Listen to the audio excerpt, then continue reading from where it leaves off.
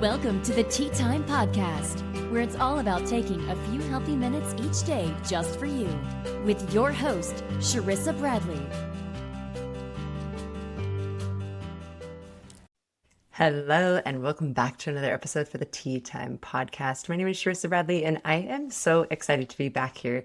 There have been several times over the past few years that I just really didn't think that I was ever going to get to introduce and announce this podcast once again. And I feel just grateful and honored to be able to share this space with you again and bring to you what I've been learning over the past few years.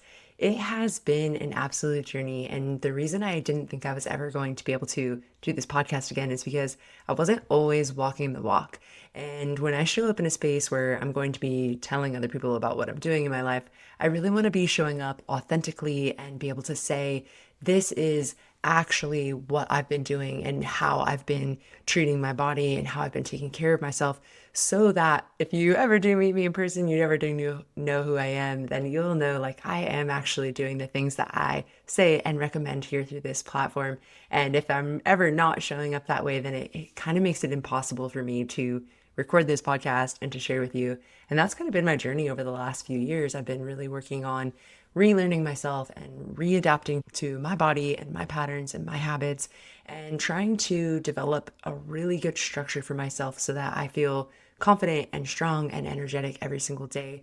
And I've been doing other things, other projects, bringing other things into the light, opening my publishing house and starting my passion project, Project Seed Money, which helps female authors to connect to grants and things like that. So I've definitely been busy in other areas, but when it comes to myself and my journey and my health, I sort of put myself on this like back burner. And I wonder if anybody else can relate to that, where when we kind of start doing these other outside journeys, that inner working, that inner work that needs to be done with our health and with our body kind of tends to go somewhere else.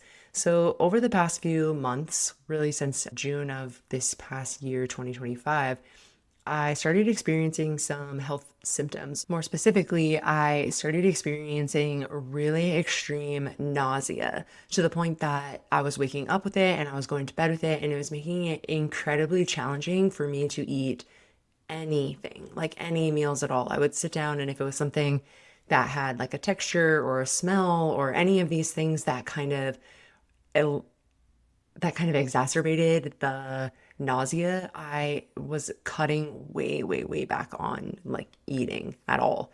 Breakfast became like a piece of bread. Lunch was something similar, but it would be like later in the day because it was so hard to eat while I was actively feeling that nausea. And it was pretty constant. It started late May, early June, and I thought that it had to do with stress. I really thought it was like all stress related. I happened to publish a women's anthology every year in that time frame in May and June, and I also attend and work at a summer camp for adult women during that time as well. So there's a lot of responsibilities during that season, and I was just sort of placing that feeling, that nausea, that discomfort that I was dealing with in my body on those stressors and on those things that I was dealing with.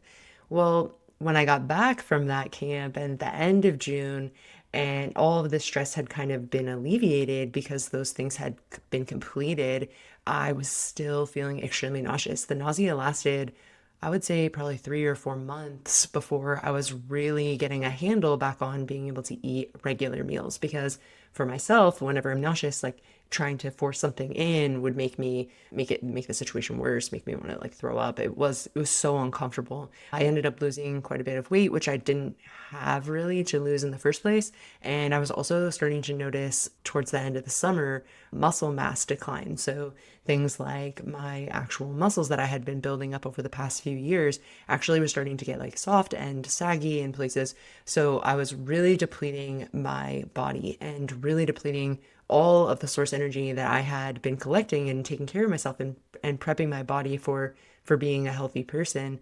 I started to see like massive declines, including things like brain fog, not being able to handle situations that I would normally be able to handle well. I wasn't entering those situations with grace. I wasn't feeling graceful really in any way in my life because I just didn't have like the calories that were necessary. And before I started feeling really nauseous, I was exercising daily. That I actually lost that because when I wasn't able to eat, if I was trying to exercise while not getting really enough calories in for the day, I was making myself really weak because there just wasn't enough energy physically to keep going. So I started trying to dig into kind of my emotional state and what it was that was going on inside my body, inside my mind, that was creating this constant state of nausea. And when I really started deep diving and I started journaling and I started getting into my mental health and my mental state, I realized that this actually stemmed from a problem that came from way earlier in my life. And I started to understand a little bit about myself, a little bit more, and a little bit about disordered eating. So when I was really young, we were raised very poor. There wasn't always food in the house. There was times where we lived in a tent. There were times when we lived in a car, times when we lived in a Motel 6 in downtown Fresno. There wasn't That wasn't like the main focus when there were 4 to 6 children getting us like regular meals, breakfast, lunch, and dinner. It really wasn't a priority for the people that raised me. And it wasn't something that was actively taking care of food, really. So what ended up happening was, because again, we were below the poverty line, I was able to get that free or reduced lunch program and breakfast program through the schools. So I was eating when I went to school, I would eat the breakfast or I would eat the lunch. Unfortunately, I also dealt with some issues when it came to sensory things. So like going to a cafeteria, the smells and the sounds, it started to really bother me. And at some point I stopped eating during the day altogether. And because I couldn't go into the cafeteria, I couldn't handle the smell. It would create nausea, it would create issues. So then I wasn't able to eat the food. So I was really only eating from a young age one meal a day, and that would be dinner. And still to this day, I never have any issues eating dinner. I feel perfectly confident in preparing that meal and making that meal and eating that meal. It's the other two meals that I've always struggled with. And during this time, June through August of this past year, I was really trying to reconcile that information. So not having the food in the house, kind of forcing myself to not have hunger and not have those hunger cues so that I wouldn't be feeling hungry when there was no food available. And also when I really couldn't go into like the cafeterias because of the sensory issues, the smells, the sounds, things like that. So what I have now come to understand is that through poverty and through not having these resources available, I actually forced on myself disordered eating, or what some people might consider anorexia, because I avoided food, not by choice, it just wasn't available. And so what I did was I trained myself to not feel hungry. And so in order to reconcile this, in order to correct this, I needed to kind of deal with the emotional side of things. And I also needed to really train myself to be somebody who has hunger cues, because that's what I realized that I lost. And this nausea was showing me that the only way that I was experiencing hunger, or like the cues for hunger, was when my body was completely depleted of calories and I started feeling that adrenaline surge, which created nausea inside my body because I wasn't eating food. My body was trained to run on adrenaline, not run on calories. So in order for me to correct these types of things that were going wrong, I needed to first admit to myself, okay, even though it wasn't a choice, even though it wasn't in vanity or even like a mental health issue, it was really training myself to not eat because the resources were not available. I still have to deal with what it means to be somebody who struggles with disordered eating and what it means then to like correct that behavior. So then this idea came to me that I had already written a book on health. 2017, I wrote the book Journey Back to Health, and it was chronicling my journey through autoimmune disease. Now, there were so many struggles when it came to food and autoimmune disease, but none of that really dealt with like the consistency of eating and the regularity of eating, and then making sure that each of those meals was balanced so that I was getting what was necessary to just sustain a human body. So the idea has come to me to bring this vulnerability to all of you and to my listeners, and to work this as if it was sort of like a program for myself. Now, this isn't medical advice. It's not meant to be substituted as medical advice. This podcast is and always has been just my journey and my experience and the education that I bring to the table with with the research that I've done in nutrition, the book that I've written, and then obviously my education as well in the more standard way. So I'm taking this opportunity to kind of restart myself and work through my book, Journey Back to Health, as if it was like a little program for myself. And a lot of it has to do with mental health. A lot of it has to do with mental challenges. A lot of it has to do with the stories that we carry. But I want to do this together. So every week I'm going to work through one chapter of my book and how it relates to the journey that I'm actually dealing with right now, which is relearning how to have cues, hunger cues in my body so that I can have regular meals without the nausea and without feeling like I'm forcing myself to do these things. I would just love to like wake up and be like, I'm ready to eat some breakfast instead of feeling like I'm so sick. I have to wait until I feel okay enough and can guarantee that I'm not going to throw up that meal because it wasn't settling in. Now, there's a lot of physiological processes involved with this. When I'm not eating, my adrenaline is surging and my body is running on hormones and keeping me upright on this like kind of false system, which at any point the rug could be pulled out, because when you're living on an adrenaline run system rather than a calorie run system, you run a much higher risk of adrenal fatigue. And that is exactly what I started to experience come August. Because I wasn't getting enough calories in, I was starting to experience those feelings of adrenal fatigue and brain fog, which to me are some of the most terrifying feelings, because it's almost like you don't have any control over your physical body, the energy that your physical body can produce, and then the mental state, because brain fog makes it like I walked into a room and I can't remember what I walked in there for, but like 10 times worse. Like, why am I even like in this house at all? So I needed to like get back to basics, go back to the drawing board.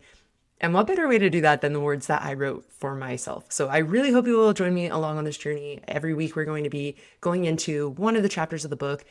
And if you want to do this with me, you can do it completely for free by listening to the podcast episodes in the like 30s range. They are me reading the first edition of the book. So you can actually listen for free on the podcast to me reading the chapters of the book and work this with me. If you have something that you're working on, if you have some struggles that you're dealing with and something that you want complete power and complete agency over, maybe that's not something that you can get medical attention for or help from. And again, this isn't substitute for medical advice. If you're struggling with something and you need doctor attention, you need, therapy attention, any of those kind of things, of course, reach out. This is just meant to be encouraging and supportive and show us that we can heal ourselves in, all these really amazing and wonderful ways when we take into consideration the body is multifaceted. And it's not just, oh, I was running on hormones. It's also the fact that I had never emotionally dealt with the fact that poverty had created anorexia in my life and in my body. And I also have no hunger cues. Like, I don't feel that like I'm hungry, I should go eat. I feel I'm nauseous, I haven't eaten, I need to put something in so that I don't pass out. So completely different system. I'm working to switch that. And this whole journey that we're going to go on is going to be like 17, 18 weeks. So we're looking at towards the end of May, hopefully coming out the other side of this with my goals are hunger cues, regular meals that feel good and nourishing, that I'm not feeling like I'm having to force myself through, but rather that I'm enjoying and looking forward to and feeling good about. So if you are looking to join along, I would love that. We've got a Facebook community going for the Tea Time podcast. You can find that link in the description to join us and have conversations, ask questions, and I'll answer your questions live on the podcast as well. Check out those earlier episodes where I actually read the book to you. That's the first edition copy of the book. And if you haven't seen already, this podcast is coming out in video format now too. So you can check out the YouTube channel if it's something that you would rather watch, and those episodes with the book chapters are on there as well. And then as an additional, when you buy the book, it comes with a workbook. It's a part of the appendix. It's in the book. So the workbook is actually like workable, and we will go through that process as we're doing this as well. And you can also get that for free at sharissabradley.com/extras. and you can download the workbook exactly the same as it is in the book completely for free. So we can do this whole journey together completely for free. And I'm just really excited to see what these 17 weeks hold. I have no answers, only questions, and I'm going to be sharing the journey just raw, just as I'm going through it with what my challenges are that I face. For full disclosure, I definitely am not dealing with as bad of nausea as I was dealing with in August. I have gotten myself back to a place where I can eat regular meals and I can do these things, but I'm still working through the mental challenge of it and the physical component of it. There's still like this action that has to be taken. So every week we're going to dive in a little bit deeper each chapter and just try to heal together as a community. And I really hope you will join me every week for this journey that I'm going to be taking, and come along with us. Join the Facebook group so that you can ask questions, and I will be so excited to answer those for you live on the podcast. I hope to see you on the next episode, and thank you so much for waiting for me and for being with me during this process of basically a 2-year hiatus. If you've been sticking around since the beginning, I just could not be more grateful for you. If you're brand new listening here, thank you so much. Literally, thank you for giving me your time. I will hopefully will not waste any of it, and I will hope to bring you value each week on this beautiful little place that we get to be together. Thank you so much, and I'll see you for another episode next week. Thank you for spending your tea time with us. Be sure to subscribe so you never miss an episode.